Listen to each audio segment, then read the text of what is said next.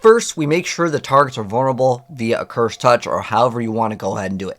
Then we follow up, and this isn't even counting Umbercrux, so your damage can go up way higher. It's just the numbers become super hard to see because each volley of rapid fire can shoot up to 10, and each one of those could potentially ricochet hitting another target, which is where the damage number goes crazy. So you can see with every single one of the arrows, you can hit for over 100 million, which could be basically way over a billion DPS, because remember, you're getting multiple of the ricochets, you're also getting multiple of the damages being transferred for Umbercrux if you actually have the totems out. Again, the numbers, just so they're more clear, I didn't even throw it up here for the little intro here, but I want to go and show you guys some gameplay of the brand new rogue build in season 5 for rapid fire. So first off, let's go over what has essentially changed first. So there's a bunch of different things that will give you massive amounts of damage. One being trick attacks is now getting changed, not only giving you crit strike chance, but you will also get some crit strike damage, which if you start scaling into precision, you're going to get a lot of crit anyways in your build, which makes your damage go way higher.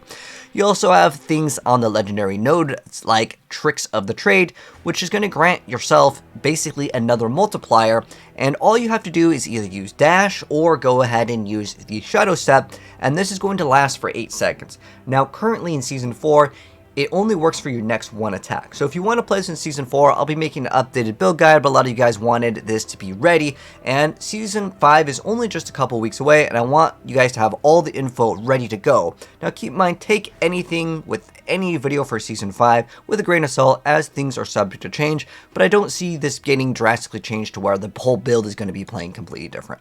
We also have Second Wind, which is going to be our source of getting some shields, and it is quite nice to have a lot more survivability for the rogue class. So those are like the main newer changes here, but there's a lot of other changes that I want to go over, and some of the things may not be on every single build website, as every build website is starting to transition into Season 5, so take everything I say with a grain of salt, as again, things are subject to change via the PTR, as well as, obviously the mid-season update when we eventually get that for the season when it starts. But I want to have all the builds ready for you guys, at least with a sort of beta version. So for starters, one thing that's really excellent with this build, it does not require combo points. No messing around with imbues. It's just super solid. You spam rapid fire and everything gets deleted. Now, some of the numbers, just as a heads up, this is a Pit 100 on the PTR. They're much stronger on the PTR. But on top of that, if you want to ramp up to get that crazy amounts of damage, you're going to need more than one volley because you need to apply vulnerability. Without applying vulnerability, you simply don't get the damage. But honestly, even in Pit 100, sometimes just one volley will just delete a whole pack. It's really good for DPS. And that is because you will then be applying the bonus damage that you'll be getting with trick attacks. Sometimes it depends if you actually hit the daze or a stun on the enemy, which is a random chance. But this is how you can scale your damage to go way up if you want to invest into this. On the defensive areas, for utilities, you can throw on trick attacks, which is something that is brand new. But you can still go with some of that more standard stuff like the chance to freeze, and then therefore your frigid fate, frigid finesse over here just becomes a lot more valuable. But if you don't want to play it, you don't have to, and that way you don't even need to run freeze. It's kind of up to you and what you want to go for. There's kind of some options, and I made some notes in the notes over here. But to start right off, let's go over like the skills as well as kind of how we use them in gameplay. So, Smoke Grenade got a buff. Basically, when you throw it on some elites, it's going to have a massive cooldown reduction. So basically, you can throw this 2 times and combo it with one of the brand new uniques called the Umbercrux. The Umbercrux is going to spawn in a totem, and that's how you're going to get way more damage. It is so incredibly powerful. You can get up to 2 totems, and it's going to split the damage between the totem, and who's ever near it is going to take up to 30%. So you can have 2, that is going to be 60%, but if you hit both of them, well, that's going to do crazy amounts of damage, because then they're both going to be taking the damage, and it doesn't say except the totem in terms of its damage, so, well, it's just going to start ramping up like crazy, and that's how you get these crazy melty effects, especially on some of the bosses, as you're about to see in this Pit 100. Again, this is a Pit 100 on the PTR. These were way stronger. You can see over here, we're just going to go ahead and activate our stuff. And then on the boss, you're going to start seeing like these big chunks that just kind of go out. And that is because it's going to register on all of the different explosions that happen. Sometimes the PTR is a little bit laggy, but for the most part, it's going to be a very smooth build. We didn't even need to build up stagger on a lot of the kills for this build, as well as a lot of the different rogue builds. But That is Crux. And basically, you want to throw smart grenades against elites. Your rapid fire is, of course, your main source of damage. You spam it for DPS.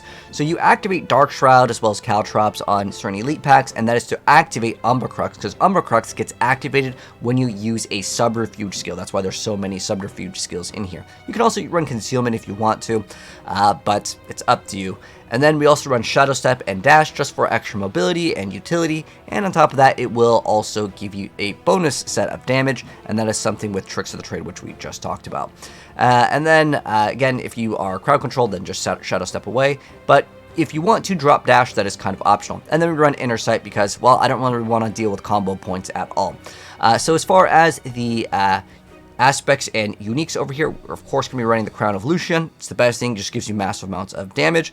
And then we're going to be running the Umbrous aspect over here because we want those Dark Shrouds. That's how you don't die on the Rogue class. And then if you want to get like dodge in certain areas, that's fine. If you want to get daze, or if you want to get the brand new thing, which is again the trick attacks, that will significantly increase your DPS, but it's up to you if you want like the daze.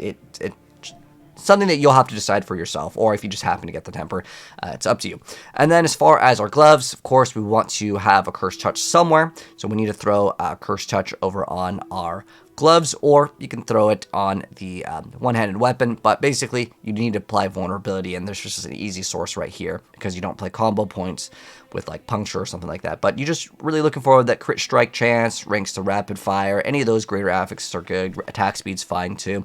And then if you get crit strike damage, that's great as well. And then if you temper, you can throw on those crit strike damage as well as, you know, chances to freeze or trick attacks, those are all good.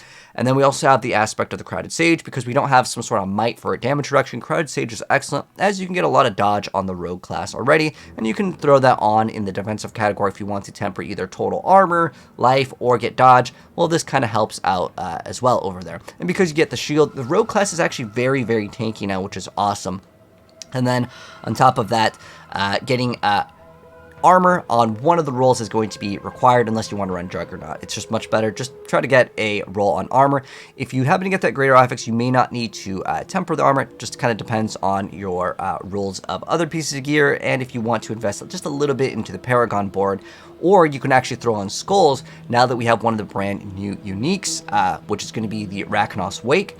These boots actually give you crazy amounts of resistances and just solve it instantly. So you can throw in skulls in your jewelry if you happen to have a good pair. Maybe you got a greater affix pair. Really good stuff. But just looking for kind of the standard stuff, dex, max life, crit strike chance, crit damage. Those are kind of the things that you're looking for in like the Diablo builds.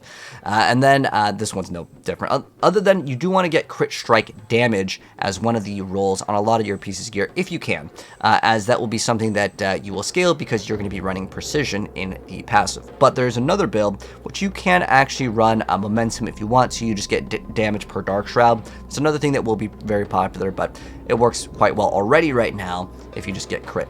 But it also combos really well with Lockrans. But aspect of repeating over here is really good, and this is how you're going to get some damage.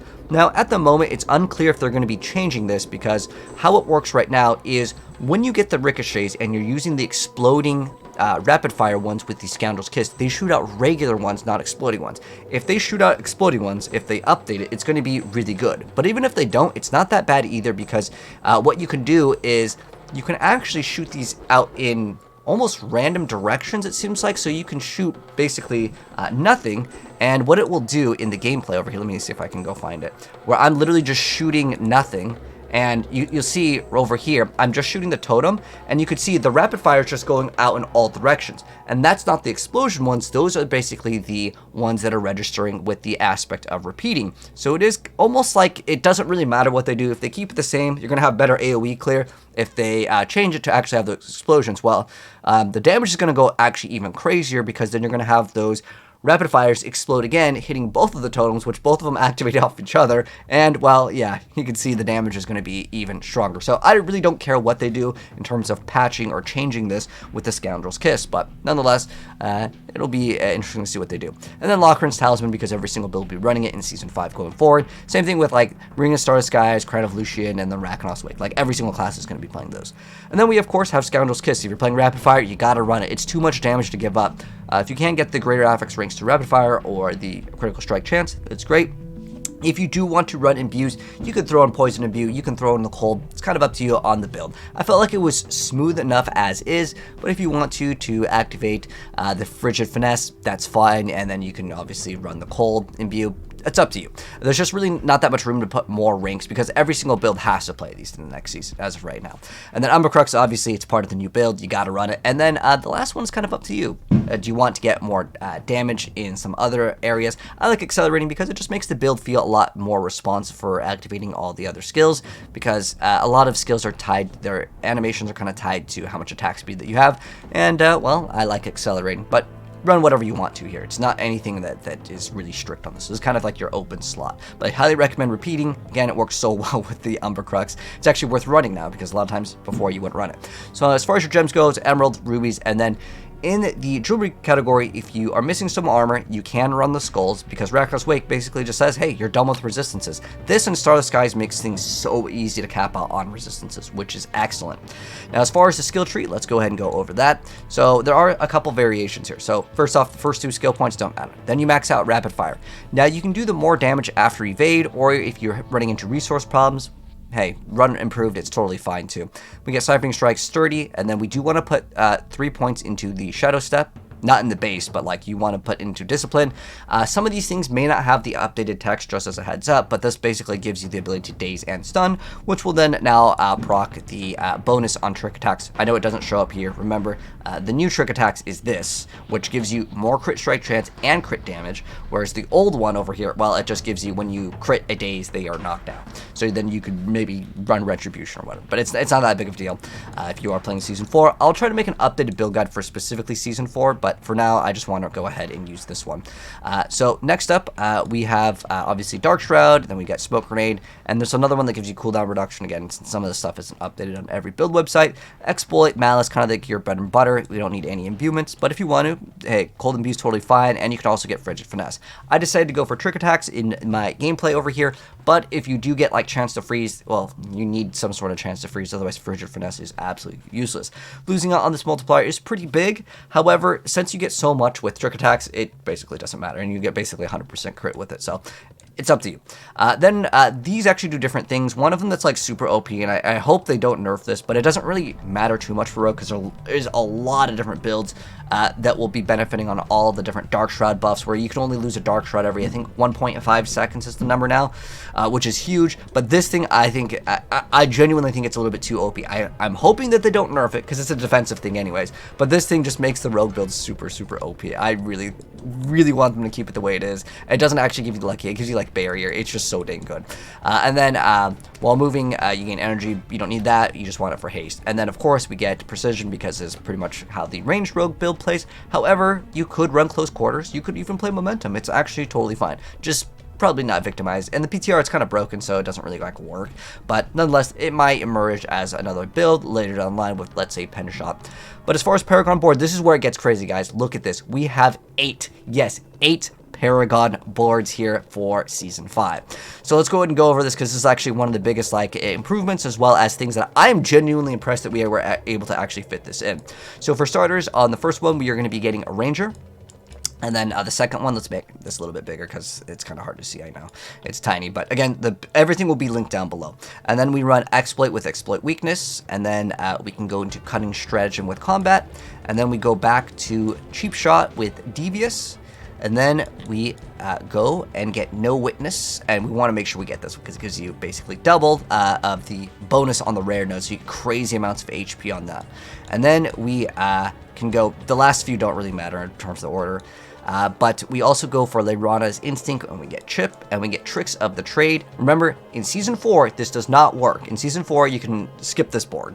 Again, I'll make a dedicated one for Season 4, but everyone wanted the Season 5 one, so I'm delivering it to you guys early. And also, this way, when the season launches, I'm not going to flood your sub box with like 30 videos at once. I'm going to be drip feeding the brand new Season 5 build, so for those of you guys that are Eternal players, you guys can start gearing up, or maybe if you just want to go ahead and try out the build, you'll have everything kind of ready to go in Temper and Masterwork for it. And then we run Deadly Ambush because, well, every single build that plays Rogue needs to run this. This still currently is super OP for every build. The reason why is it doesn't actually register as crit strike damage, it's just crit just damage. It's just amazing. It's broken right now. There's a lot of things that are still kind of broken, so expect that one maybe to be fixed, but for our build, it doesn't matter. It's only in the Andariel or other builds that don't do any crit where this thing would be actually worse. But yeah, there is 8 Paragon boards in here. Really cool stuff. And there's another one with Inner Sight that is technically optional. We can actually get even more damage, but I really like the extra utility for this. It's specifically getting the bonus to the rare nodes, which I actually really like with this one. But that is going to be the version 1 of the brand new Season 5 Rapid Fire Rogue that can, again, hit for billions of damage.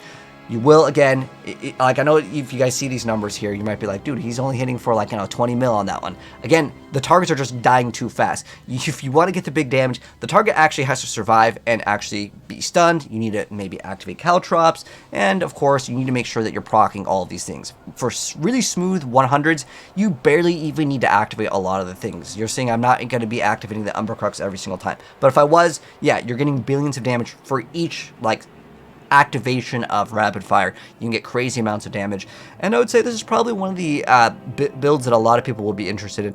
And if you are interested in playing ranged rogue, everything is really good. To be honest, like, you can play pen shot, you can play rapid fire, you can play barrage. All of them are good. And I always get asked, which one do I think is better? Is it better to play rapid fire or barrage or pen shot? I personally prefer barrage. I'll be dropping guides for every single one of these, but this is specifically for Season 5.